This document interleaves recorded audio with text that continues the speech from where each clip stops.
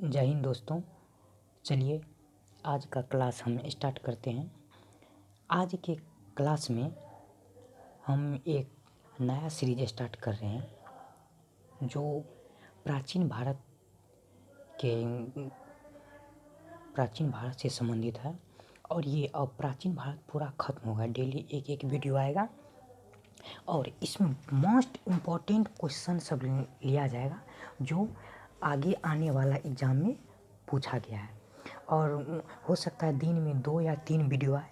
एक प्राचीन भारत का आएगा, एक मध्यकालीन भारत का आएगा, एक आधुनिक भारत का आएगा।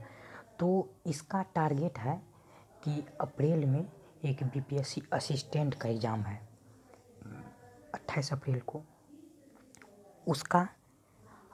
और इसके साथ साथ अन्य एग्ज़ाम जितना भी जिसमें जीएस पूछा जाता है, जीके जीएस में तो हिस्ट्री आता ही है, तो वो भी जितना है वो सारा इसके अंतर्गत आएगा। ठीक है, जैसे केंद्रीय विद्यालय हो गया, डीएसएसबी हो गया, दिल्ली टीचर हो गया, अन्य सभी टीचर या जो भी जनरल कमीशन हो, एसएससी हो गया, रेलवे हो गया, जिसमें जीके जीएस पूछा जाता। और ये बहुत ही महत्वपूर्ण क्वेश्चन सभी इसमें लिया जाएगा और कोई नहीं लिया जाएगा। ठीक है, तो हम लोग स्टार्ट करते हैं आज का। तो यहाँ है प्रागैतिहासिक काल, जिसमें हिस्ट्री कहाँ से शुरू होता है। हिस्ट्री को जो है 3 भागों में बांट के देखा जाता है। हिस्ट्री को कितने भागों में बांट के देखा जाता है? 3 भागों में। पहला प्रागैतिहासिक काल। कौन? प्रागैतिहासिक काल। दूसरा आदि ऐतिहासिक काल। ठीक है, थोड़ा सा हम जूम आउट कर देते हैं। उम्मीद करते हैं कि आप लोग को दिख रहा होगा।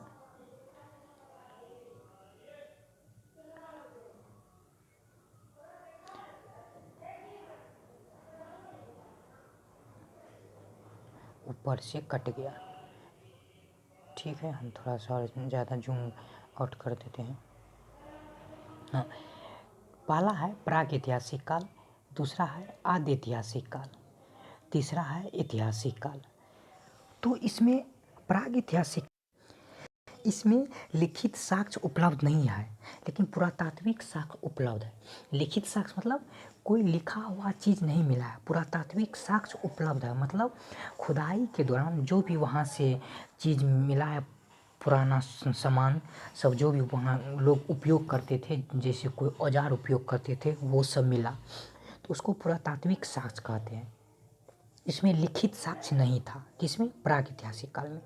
इसके बाद है आदि ऐतिहासिक काल। तो आदि ऐतिहासिक काल में जो है लिखित साक्ष्य उपलब्ध है।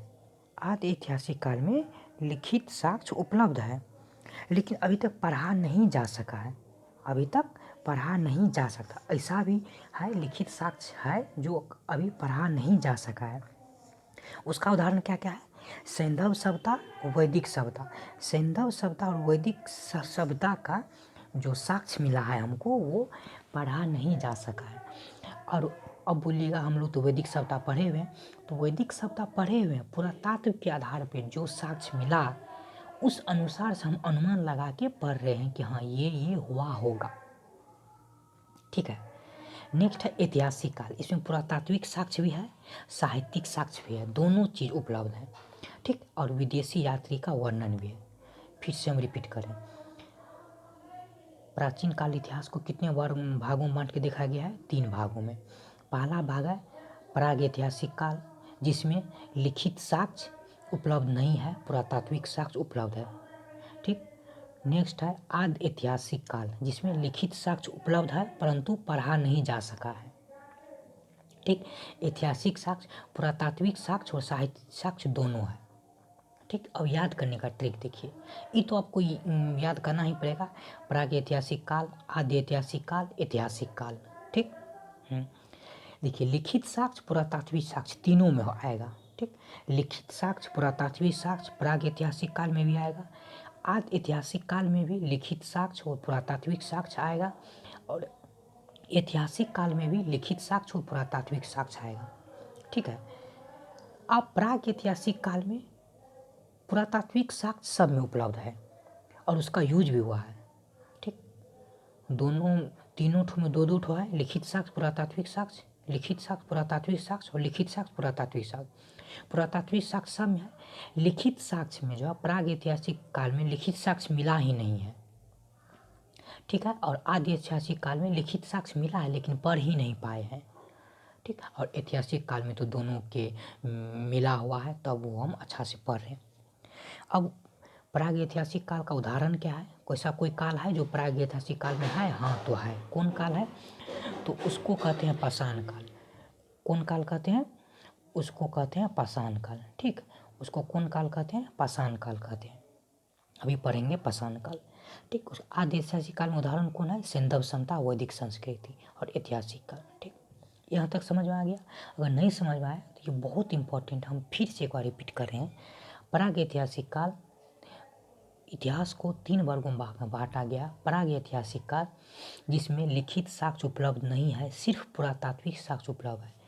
आदि ऐतिहासिक काल जिसमें लिखित साक्ष्य उपलब्ध तो है पर पढ़ा नहीं जा सका है। ऐतिहासिक काल जिसमें दोनों उपलब्ध है, लिखित और पुरातात्विक दोनों उपलब्ध है। उम्मीद करते हैं समझ में आया होगा। अब देखिए, अब जो है यहाँ ऊपर में हम बताए थे कि प्राग ऐतिहासिक काल, आदि ऐतिहासिक काल और ऐतिहासिक काल। प्राग ऐतिहासिक काल का हम उदाहरण बताए थे पाषाण काल। याद होगा? नहीं होगा तो वीडियो थोड़ा पीछे कीजिए। पाषाण काल का 3 भेद है। पाषाण काल का कितना भेद है? पाषाण काल का 3 भेद है। कौन कौन भेद है? एक है पूरा पाषाण काल, जो कि प्रारंभ से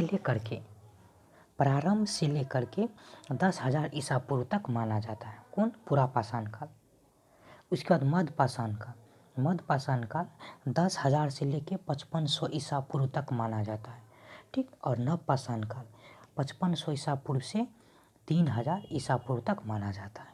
ठीक है, क्या क्या है? पूरा पाषाण काल, मध्य पाषाण काल, नव पाषाण काल। पूरा पाषाण काल, मध्य पाषाण काल, नव पाषाण काल। पाषाण काल का 3 भेद, पूरा पाषाण काल, मध्य पाषाण काल, नव पाषाण काल। ये ईस्वी नहीं भी याद रखेगा चलेगा, लेकिन ये तीनों याद रखना चाहिए। अब जो है पूरा पाषाण का भी 3 भेद है। पूरा पाषाण का भी कितना भेद है? 3 भेद है। चलिए देखते हैं।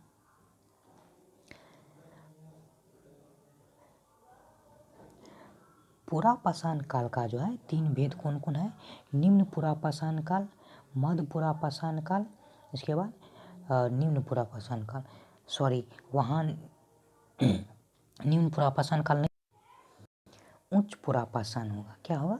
उच्च पूरा पाषाण। यहाँ निम्न नहीं होगा, उच्च पूरा पाषाण। टाइपिंग मिस्टेक है, उच्च पूरा पाषाण। पूरा पाषाण काल का कितना भेद है? निम्न पूरा पाषाण, मध्य पूरा पाषाण और उच्च पूरा पाषाण। ठीक है, फिर से हम एक बार रिवाइज करें। देखिए, ये बहुत एग्जाम पूछा जाता है और ये याद नहीं रह पाता, इसलिए हम बार बार रिपीट करें। ऊपर में क्या पढ़े थे हम? इतिहास को कितने भाग में बांटा गया है? 3 भाग में बांटा गया है। कौन कौन भाग है? प्राग ऐतिहासिक काल, आदि ऐतिहासिक काल, ऐतिहासिक काल। ठीक, प्राग ऐतिहासिक काल में लिखित साक्ष्य उपलब्ध नहीं है लेकिन पुरातात्विक साक्ष्य उपलब्ध है। आदि ऐतिहासिक काल में लिखित साक्ष्य उपलब्ध है परंतु पढ़ा नहीं गया है। इसको आप ट्रिक से याद रख सकते हैं। आध मतलब आधा, आधा अधूरा लिखा हुआ तो क्या पढ़ेंगे, लेकिन ऐसा है नहीं, मतलब ट्रिक की याद करने के लिए बता रहे हैं। आदि ऐतिहासिक काल लिखित साक्ष्य उपलब्ध है लेकिन पढ़ा नहीं जा सका है। ठीक, ऐतिहासिक काल लिखित और पुरातात्विक साक्ष्य दोनों उपलब्ध है। ठीक, अब आगे बढ़े थे। प्राग ऐतिहासिक काल का हम उदाहरण लिए थे पाषाण काल। ठीक, पाषाण काल को हम 3 भाग में बांटे थे। कौन कौन भाग था? याद है तो रिपीट कीजिए साथ में। पूरा पाषाण काल, मध्य पाषाण काल और नव पाषाण काल। कौन कौन काल था? देख भी लीजिए। पूरा पाषाण काल, मध्य पाषाण काल, नव पाषाण काल। अब पूरा पाषाण काल को भी हम 3 भाग में बांटे हैं। हम नहीं, मतलब हिस्ट्री में बांटा हुआ है। कौन कौन?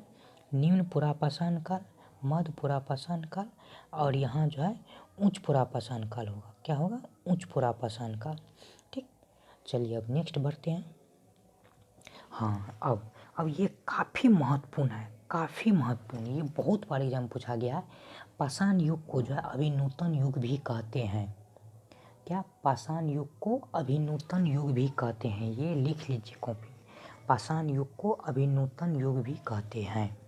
ठीक, अभिनूतन युग मतलब अभी अभी बना ही है। इस समय जो है पूरा पृथ्वी पर बर्फ की परतें बिछी हुई थी। ठीक, अब कह रहा है पूरा पाषाण कालीन संस्कृति का अवशेष कहाँ कहाँ से प्राप्त हुआ है।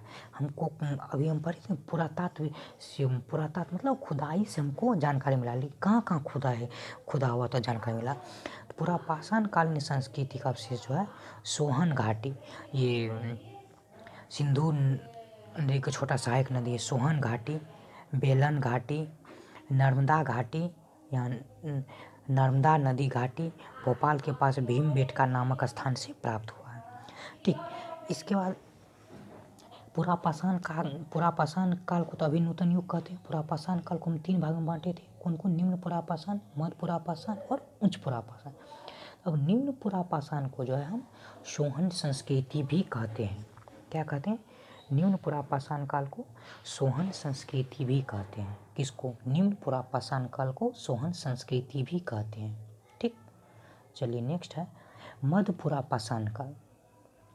हम पाषाण काल को 3 भाग में बांटे थे। उसका हाँ, पाषाण काल को ही 3 भाग में बांटे थे ना, पुरा पाषाण, मध्य पाषाण और नव पाषाण। मध्य पाषाण काल को जो है फलक संस्कृति कहते हैं। मध्य पुरा पाषाण काल को फलक संस्कृति कहते हैं। लेकिन मध्य पाषाण काल को जो है क्या कहते हैं? माइक्रोलिथ कहते हैं। ये दोनों में बहुत कन्फ्यूजन होता है। फलक संस्कृति किसको कहते हैं, माइक्रोलिथ किसको कहते हैं? फलक संस्कृति मध्य पुरा पाषाण काल को फलक संस्कृति कहते हैं। वो पुरा पाषाण काल का जो हम 3 भाग बताए थे, एक तो पाषाण काल का 3 भाग, इसमें बहुत कन्फ्यूजन होता है। पाषाण काल का 3 भाग था, पुरा पाषाण, मध्य का पाषाण, नव पाषाण। ठीक है, अब पुरा पाषाण काल का भी 3 भाग था, निम्न पुरा पाषाण, मध्य पुरा पाषाण, उच्च पुरा पाषाण। तो ये फलक संस्कृति जो है मध्य पुरा पाषाण काल का है। ठीक है, लेकिन ये माइक्रोलिथ मध्य पाषाण काल का, ये काफ़ी महत्वपूर्ण है। ये काफ़ी महत्वपूर्ण, अभी तक जितना पढ़ा है उसमें सबसे ज़्यादा महत्वपूर्ण है माइक्रोलिथ मध्य पाषाण काल। ठीक, नेक्स्ट है बेलन घाटी, सोन घाटी, कृष्णा घाटी से प्राप्त हुआ है। कौन? मध्य पाषाण काल। कहाँ से प्राप्त हुआ? मध्य पाषाण काल। बेलन घाटी, सोन घाटी, कृष्णा नदी घाटी। ठीक है, कौन? तो मध्य पाषाण काल। ठीक है, इसके बाद है पहला पशु कुत्ता पालने का साक्ष्य जो आदमगढ़ का मध्य प्रदेश और बागोर राजस्थान से प्राप्त हुआ था। पहला जानवर पूछा जाता है, पहला पालतू जानवर कौन था? कुत्ता था। तो पहला जानवर पालने का साक्ष्य किस काल से प्राप्त हुआ? तो मध्य पाषाण काल से। कौन? मध्य पाषाण काल से। मध्य पाषाण काल को माइक्रोलिथ कहते हैं। ठीक, मध्य पाषाण काल में ही मतलब पशु को पालने का साक्ष्य मिला था। कहाँ से मिला था? आदमगढ़ कहाँ है? मध्य प्रदेश में है। आदमगढ़ कहाँ है? आदमगढ़ मध्य प्रदेश में है। बागोर कहाँ है? राजस्थान में। यहाँ से मिला था। पहला पालतू पशु कौन था? कुत्ता था। पहला पालतू पशु कौन था? कुत्ता था। ठीक है, विश्व का सबसे पुराना वृक्षारोपण का साक्ष्य भी जो है कहाँ से मिला? विश्व का सबसे पुराना वृक्षारोपण का साक्ष्य भी जो है मध्य पाषाण काल से मिला है। ठीक है, नेक्स्ट देखते हैं नव पाषाण काल। बिहार के चिरांद में प्रचुर मात्रा में हड्डी के उपकरण मिले हैं। अब आ गया नव पाषाण काल। वहाँ क्या था? पुरा पाषाण, मध्य पाषाण, अब आ गया क्या? नव पाषाण। नव पाषाण काल बिहार के चिरांद में प्रचुर मात्रा में हड्डी के उपकरण मिले हैं। क्या मिले? हड्डी के उपकरण। पूछा जाता है हड्डी के उपकरण कहाँ से मिला है? तो बिहार के चिरांद से मिला है। ठीक, नेक्स्ट है इलाहाबाद के कोल्डिवा में चावल का साक्ष्य मिला है। इलाहाबाद के कोल्डिवा में चावल का साक्ष्य मिला है। ठीक है, और आग की खोज क्या करा? आग की खोज, पहिया की खोज, पॉलिश किया हुआ उपकरण, ये महत्वपूर्ण है। पॉलिश किया हुआ उपकरण पूछा जाता है पॉलिश किया हुआ उपकरण किस काल में हुआ, तो नवपाषाण काल में। आग का खोज भी नवपाषाण काल में, पहिया का खोज भी नवपाषाण काल में, चावल का खोज नवपाषाण काल में। ठीक, हड्डी का उपकरण चिरांद बिहार में, वो मध्यपाषाण काल में। ठीक है, मध्यपाषाण काल में, अभी नवपाषाण काल में था, हाँ नवपाषाण काल में। ठीक है, तो ये था ऐतिहासिक शुरुआत, कैसी कैसी ऐतिहासिक, वैसे है तो बहुत कुछ, लेकिन एग्ज़ाम के पॉइंट ऑफ व्यू से काफ़ी महत्वपूर्ण है ये सब, इसीलिए हम इसको पॉइंट आउट किए हैं। और नेक्स्ट क्लास में जो है हम सिंधु घाटी सभ्यता लेंगे, जो कि जो महत्वपूर्ण होगा सिंधु घाटी सभ्यता में सारा कुछ हम लगभग 1 से 2 वीडियो में कवर करेंगे। तब तक के लिए जय हिंद।